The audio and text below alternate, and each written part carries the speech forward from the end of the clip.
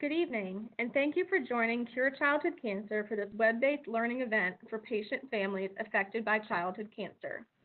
Cure Childhood Cancer is a nonprofit organization dedicated to conquering childhood cancer through funding targeted research and supporting patients and their families. As a way to support families, Cure has launched a webinar series that will address the unique needs of families affected by childhood cancer. Please check our website, www.curechildhoodcancer.org, regularly to learn more about upcoming web-based learning. My name is Karen McCarthy, Patient Family Services Manager at Cure Childhood Cancer, and I have the pleasure of being your host this evening. Before we begin, please note all incoming audio will be muted until the question and answer portion of the webinar. If you are using a computer camera, you can unclick the camera icon to stop the video recording of yourself. To remove the video box from your screen, hover your mouse over the down arrow on the left of the video box. If you are viewing from a computer, take this time to enlarge your viewing screen by clicking on the full screen button.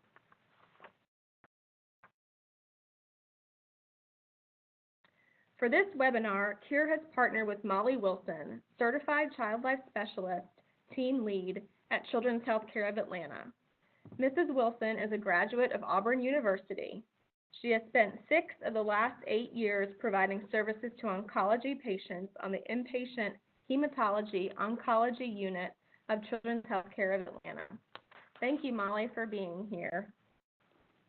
Thank you for having me. So this evening we are going to cover helping your child return to the classroom. We are going to discuss the importance of returning to the school, considerations and things to think about as your child is returning to school, how to help your child cope with the return, and then things about talking with your child's class or classmates, as well as some additional resources. At the end, we will do questions and answers as well.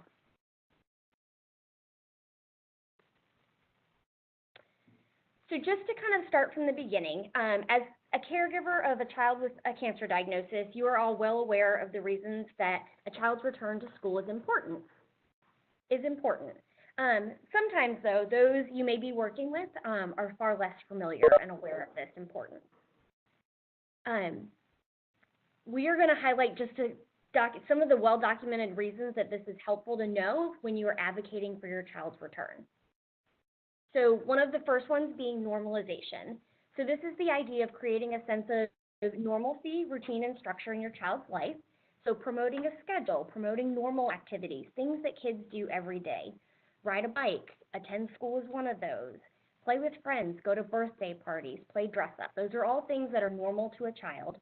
And school is a huge part of that. You know, as adults and as caregivers, we all go to work and have raised children and do other things to help provide that normal routine in our lives, and school is a huge piece of that for kids. We also know that school provides socialization. So just like adults, children need socialization, and they actually learn a huge part of socializing with their peers at school. So while school does provide a curriculum and all of those pieces to learning math and science, school also provides an outlet for children to learn how to engage with one another. So there are so many vital things that are taught at school that can be difficult to gain in a homebound setting. Homebound provides excellent instruction to children, but sometimes that socialization piece is better gained in a classroom setting. We also know that the return to school is really important because it talks about future orientation. So this is huge. The return to school promotes a sense of and sends a message that cancer is a part of the journey, not the endpoint. It tells the child and others about that cancer is a bump in the child's journey, as well as the families, so that we are planning for next steps along the way and not allowing cancer to be the only focus point. And that can be huge. So school is definitely one way that this can help promote this message. Considerations for school reentry.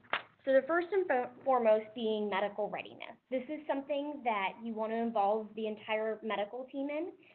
In a treatment facility, you will have multiple providers who would like to be a part of this, they will help guide and direct that from a medical readiness standpoint and can be excellent advocates for resources to have in place, things to consider, kind of all of that medical piece, because that we know is so important in the childhood cancer journey that should be considered prior to going back to school.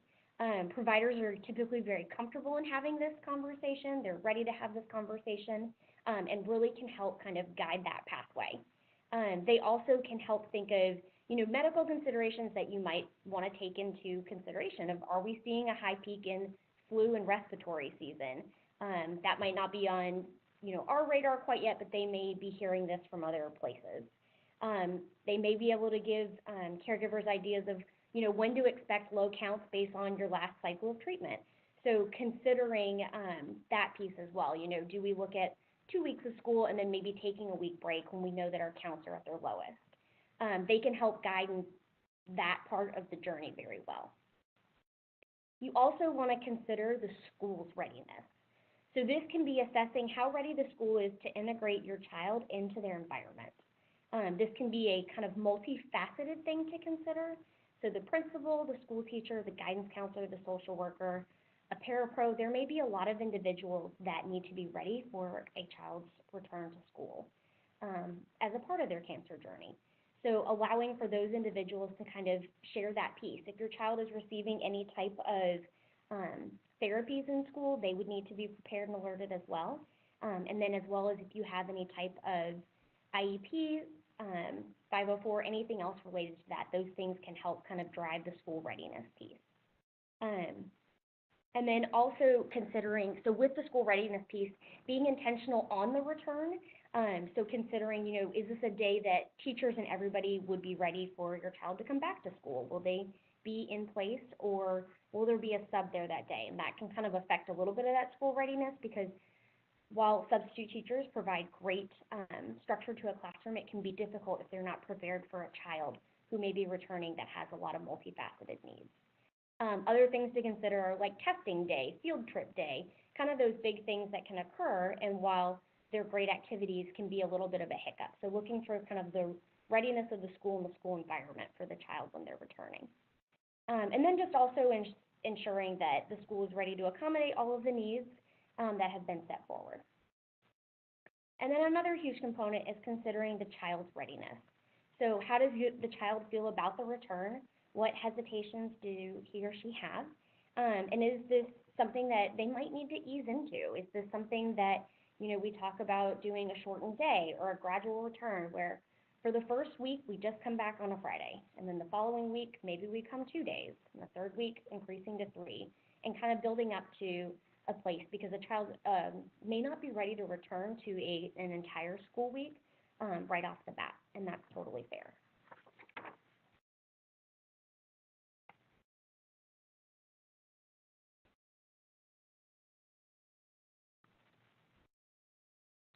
So moving into helping your child cope with the return to school. One thing that we encourage all caregivers to do, and those who act as a supportive person within the child community, is starting the discussion with your child early. So knowing that this may be something in more of a distant future, something that we're looking at down the road, we are not ready yet, but even having the conversation of, hey, what do you think about this? Kind of feeling out if they have even thought about this, and that if they have any initial hesitations.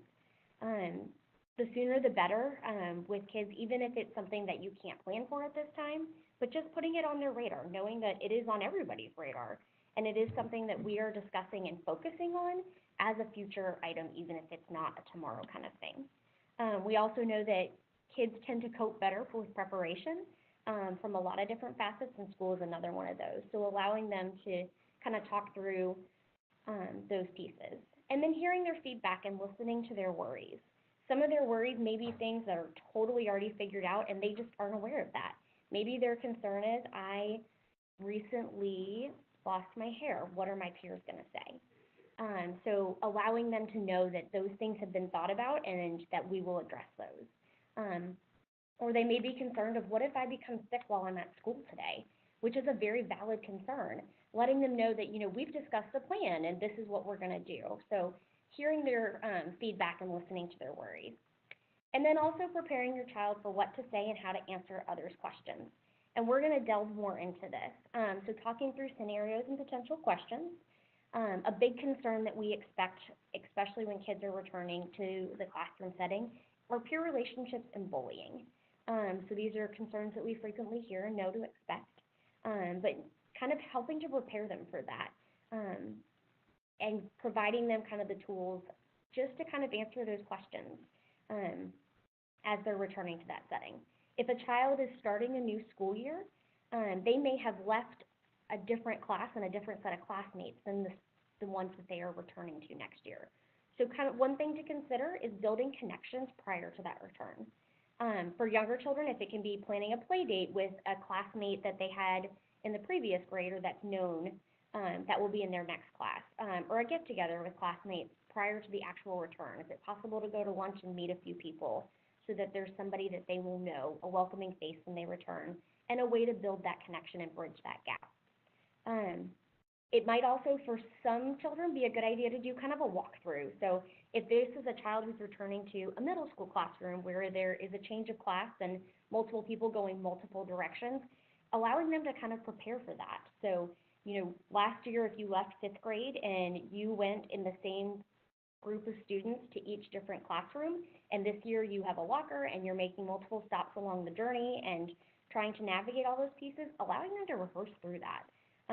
We know that with middle schoolers and children who are not facing the childhood cancer journey, that alone is a stressor. So knowing that as a part of the childhood cancer journey, that's an even bigger stressor that they are facing. Other things for preparing your child to return is considering if you're starting a school year or you're coming into the school year where you may not have had the opportunity to communicate this information with peers, is taking the opportunity to find out the best way to do so within your school setting.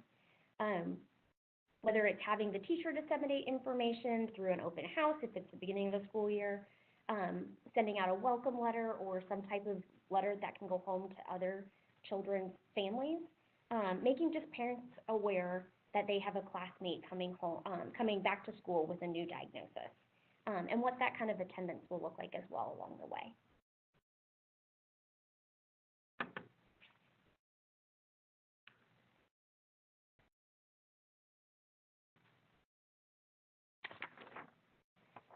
So again, just returning to encouraging normalcy, so helping them build a routine. And ways that this can also be done just at home, even if the child hasn't returned to school yet. Incorporating homework time if a child's doing homebound back into the same time as their siblings are, just to kind of start that routine again. You can also help create a plan in case something does come up unexpectedly that a child can execute discreetly and navigate within the school system. So for many kids that can look very different, but it's helping them know what to expect, if they're not feeling well all of a sudden in the middle of the day. Are they able to, grab a teacher and just let them know that they need to go to the restroom and that, they don't have to do the hall pass routine and they don't have to pick up certain things to go to the bathroom and check in with certain people along the way. They need to get to a restroom quickly, or the school nurse. So helping them kind of create a plan so that they're prepared for that. As a family with a child with cancer, you are all too familiar with the unexpected, and oftentimes things come up within your childhood journey, and things happen very swiftly. But your children are very well taken care of by yourself, by parents, by other caregivers, and they receive this excellent care. But sometimes they're not involved in that in the moment planning. So being able to talk through those what if scenarios may help them be more prepared in those moments, especially if there is some form of minor crisis that they need to help navigate. So whether it's a code word, when they need to tell a teacher that they need to go to the bathroom or the nurse's office, if they need help in a hallway and don't want to create a scene or anything, helping them kind of navigate a plan to do that. And then encouraging open dialogue with your child about how school is going. We know that school is not always sometimes kids' favorite place to be, and that returning to school can cause more worry, and that's normal. That's normal for most children. So helping them kind of navigate those fears and concerns, and then as a caregiver, assessing your own worry and concern. It is very normal as a part of this journey to be worried about your child returning to school. That is absolutely understandable. But your worries and caregiver worries from those who surround them can also play in a huge part in the child's adjustment to the school. So helping, with that transition can also be assessing your own worry and concern and taking steps to kind of help navigate that so that your child feels really confident when they go back to school and feel ready to be in there. Other things to consider with kind of helping the child cope in the returning to school is considering any siblings that may be present at the school as well. School sometimes for the sibling of a child with childhood cancer can be kind of a safe haven. It's some place that they go during this journey that they are not seen as different. It's not necessarily that anybody's focused on this sibling, and if this child with cancer is returning to the same school, this can actually cause pause both with the sibling and with the child. So helping to navigate that dynamic as well when you have siblings that are in the same school can be a huge just point to kind of focus on from a coping standpoint for the entire family.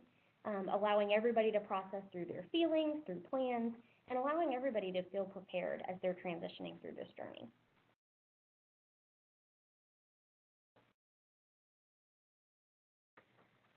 So one thing that we know that can be huge in helping a child cope with this transition is talking with your child's class and classmates. This is something that can be done by multiple individuals. The child themselves can be a part of this, a sibling can be a part of this. Very common for a caregiver, a parent to be involved in this. And so the goal is to educate the school to begin with, so can be educating those who are educating your child as well as those who are involved, so teachers, principals, guidance counselors, everybody can be involved. And one huge thing that is highly recommended is also informing the parents of other classmates within the school setting. A letter home to parents is one thing that can be very effective in helping to communicate this information. So reasons to inform parents are so that parents of other classmates can play such a crucial role in their child's life, and we want them to be able to kind of know how to navigate those conversations. So if a child is returning to the school setting, allowing the school either to send a letter or drafting a letter and asking for the school's permission to send this home can be a great way to help kind of inform those that are surrounding your child. This can help create open dialogue. This can honestly help a lot with some of the teasing and bullying and things that can come out of that dynamic. A lot of that comes from a lack of understanding, comes from a place of just misconception, and a lot of that can help be negated if we are educating the classmates appropriately. So using that as a platform to just educate them as well. This also allows parents of the classmates to kind of process through this information and helps them keep them well informed about things that may be going on. And then it also prepares them for when their children come home with questions as well. As far as educating the class and classmates, things that you want to do, so if there is the opportunity and the platform to do so, one way to talk with a child's class can be, if it's a younger kid's class, it can be anything from, sharing time within the classroom setting, might be for an older or for a middle school, meeting with the classes themselves during biology for a few minutes, just to kind of share some information. Things that you do want to consider, and we'll talk more about this, is ensuring that the information is honest and accurate, and know to allow and expect questions. Know with younger children also, sometimes with questions comes stories. You get a hand raised and you have younger children that are present and very engaged, and sometimes that hand raise is not necessarily going to come in question format, but can be a story of something that they are relating to that experience. And I always tell everybody to be prepared for those things, because children typically do have some type of experience with cancer. Most commonly, it is going to be with adults or elderly individuals. And that is a vastly different journey than the childhood cancer journey. So just being kind of prepared and knowing what to expect with those questions, and that some of that may need to be redirected appropriately. One way that is helpful to do is in the event that you were going to present to a class setting, there are definitely resources, and we'll talk more about these as well, that can use to kind of help navigate that conversation. And that can be really engaging and interactive for children and young adults. But also things to assess is to check with the teacher and the guidance counselor potentially to see if any other children within the setting that you will be presenting to or talking with have any experience with cancer that anybody is aware of. So do you have a child whose parent is actually on active treatment, or who has a sibling at home or a cousin or anything? You get those relationships, and so just to be kind of aware of that, so that as that presentation or that conversation is happening, everybody is prepared for what's occurring within those children or young adults. Other things to consider when talking with your class or classmates is to consider the child's presence and participation. So does your child, as a part of their childhood cancer journey, want to participate in telling their friends and their classmates about what they've been going through? What does that look like for them? So assessing their comfort level with this, it's very natural to have children who are not comfortable with this disclosure, but there are also children who want to be very much a part of this, and they may want to be present on a different level. They may want to be a part of it. They may want to share their experience or discuss where their port is located or tell about losing their hair and why they wear hats to school. They may want to be a huge part of that, but assessing that as well and allowing them to be kind of a part of that discussion and conversation, especially knowing kind of some of the questions that may come out of that.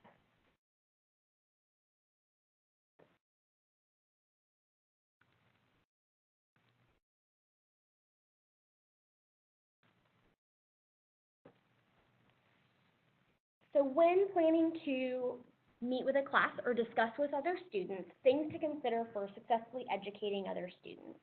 There's kind of 3 to 4 big key points that we encourage everybody to go over. So it would be naming the diagnosis and providing an accurate name to the diagnosis. We often find that especially younger patients or younger children with cancer may have a nickname for their diagnosis, and that is absolutely appropriate. But just when educating others, helping to differentiate, so that you can even share that that they call their port their Iron Man, but it can be very confusing to other children who don't know how to assimilate that information to hear that another child in the classroom now is Iron Man, and that's kind of how that information was obtained. So helping to name the diagnosis, and then sharing if there is something else that they call it, a lump, a bump, anything else along those lines. And then further explaining that there is no fault in a cancer diagnosis. This is nothing that the child did wrong. This is nothing that the family and the parents did wrong. There is no way or no shape and fault in this. This is not something that occurred due to bad behavior. That's a very common misconception, especially in younger children. And that actually goes up even into adolescence. It's one of the more common misconceptions within childhood cancer. So there is no fault with this. We know that within childhood cancer that it develops very differently than adult cancers. Childhood cancers are often a result of DNA changes in cells that take place, very early in life, unlike many cancers in adults that have more of an environmental or lifestyle factor. This is not the case with childhood cancer. We also think it's important to explain that cancer is not contagious. There is a big misconception with younger kids, but that does continue even into adolescence, is the idea of contagion or germs. So helping to highlight the difference between cancer and germs. You get cold and flu season, and there's a lot of talk about, how things spread, and there's a lot of education on hand washing, and this had nothing to do with a difficulty in hand washing. This is something that is not contagious. This is not something that occurred in that manner.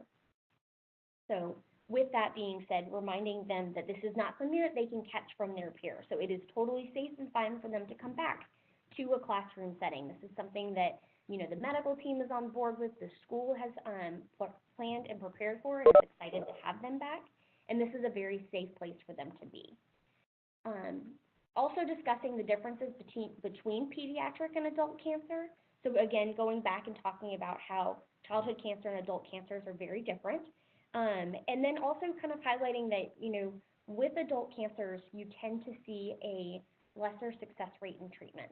And kids may hang on to that, especially as they experience adult cancer through relatives, through family members, through grandparents.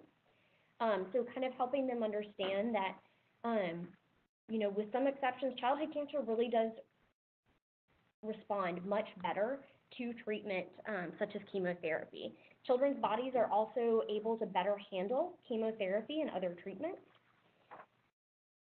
than adult bodies as well. And so this is a huge difference in kind of talking through the adult and pediatric cancer differences.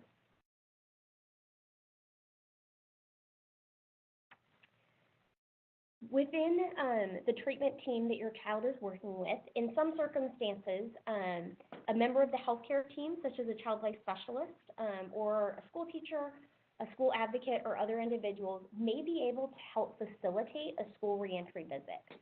So there is definitely specific criteria depending upon the facility that you are working with, depending upon the area that you are in. But this is something where a member of the healthcare team may be able to come to your child's school and actually help facilitate this conversation that we have just been discussing. It is something that you would need to discuss more with your treatment team and with those members. These are done typically on a case-by-case situation, oftentimes where we are looking at either areas where children have never there's never been a child within the school setting that has had a cancer diagnosis, or the child returning has had significant changes due to their cancer diagnosis. So things along the lines of amputations, significant changes, cognitive or physically. These would be things that would be taken into consideration. This can also be considered in circumstances where persistent bullying or teasing towards the child by classmates or peers is occurring, and the school may be having difficulty navigating those conversations. Oftentimes, if a healthcare team member is not able to come and facilitate the school visit, they are able to provide resources directly to the school to help further navigate these very specific situations that come up when you have a child who is being treated for cancer, and they're able to help navigate with that. In the event that this is something that you were feeling that your child would benefit from, we definitely recommend reaching out to your child's child life specialist and the healthcare team to see what type of supports are available within your community.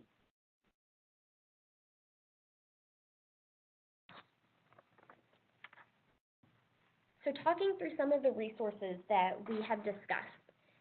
All of these resources are available based on the links that are provided and are able to be navigated at the conclusion of this PowerPoint. So Monkey in My Chair is, through this program, each child is provided with what's referred to as a monkey kit. And a monkey kit includes a big stuffed animal monkey that takes the quote-unquote place of the child when they are unable to be in school. The kit includes a monkey with a backpack, a book that helps teachers explain to students and the student and their situation to their classmates. And this is a great resource that is available at no cost. So it is something that can be sent directly to you and that you can also help implement within your school setting. It provides a teacher companion and then also kind of allows for some interactive engagement for classmates to leave notes in the book bag and kind of engage with while the child is unable to attend. That being said, the hope is that the child does return to the classroom and then either has a comfort item that's readily available to them while they are there, or that they can take the place and then have, if they are going to be out for a period of time again or need a few days to be away or admitted at a time or anything along those lines, have something to kind of sit in that place. Doc McStuffins. So Doc McStuffins did an episode called Hannah the Brave.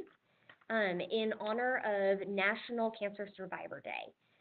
This is something that can be purchased on iTunes. If you're looking for the entire episode, it's also available to preview the episode itself through the YouTube link. It is definitely geared towards more of your preschool age, but does really a great job of kind of highlighting the main components of childhood cancer. So discussing the diagnosis, some of the treatments, as well as the treatment-related side effects, and does navigate those things in a very age-appropriate manner. So that resource is available as well. Why Charlie Brown Why is a Peanuts cartoon that tells the story of Janice, who is Charlie Brown and Linus's friend, who is diagnosed with leukemia. She is diagnosed in the beginning of the episode with ALL, and then it discusses her diagnosis, her treatment, her hair loss, and then some of the psychosocial issues such as being teased or bullied when she returns to school. It's definitely geared towards your early school age, I would say, group, and it also comes with a book component that can be read by a teacher as well. So this is available, the cartoon is available online, as you can request a copy as well. This is something that can be sent to the school and that you are able to utilize as a tool, or a school can utilize as a tool to implement within a classroom setting.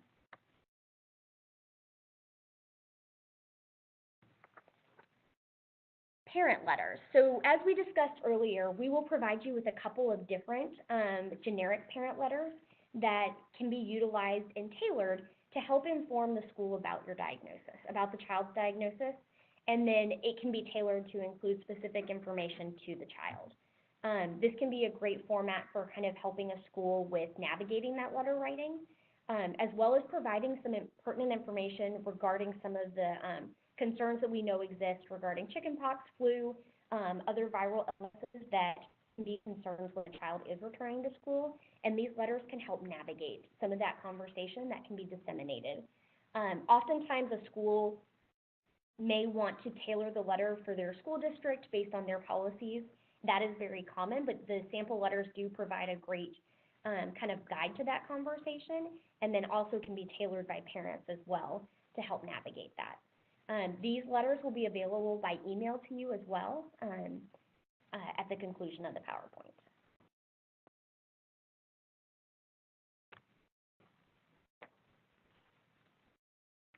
All right, and at this time, this concludes the main portion of our presentation, and we will begin taking questions. Thank you, Molly, for helping us consider ways parents can help their children return to school. Participants will now have the opportunity to ask Molly questions. All lines will be unmuted. If you are watching this webinar without microphone capability on your computer, you can ask your question by typing it into the chat box located under the Participant tab.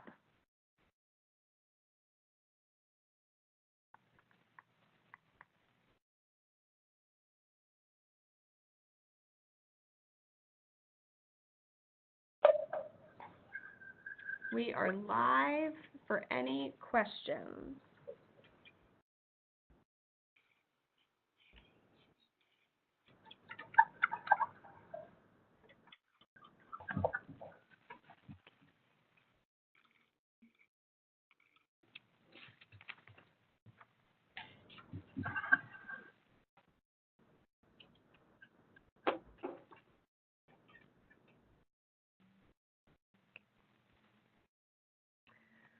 Well, this concludes our webinar on preparing for your child's return to school.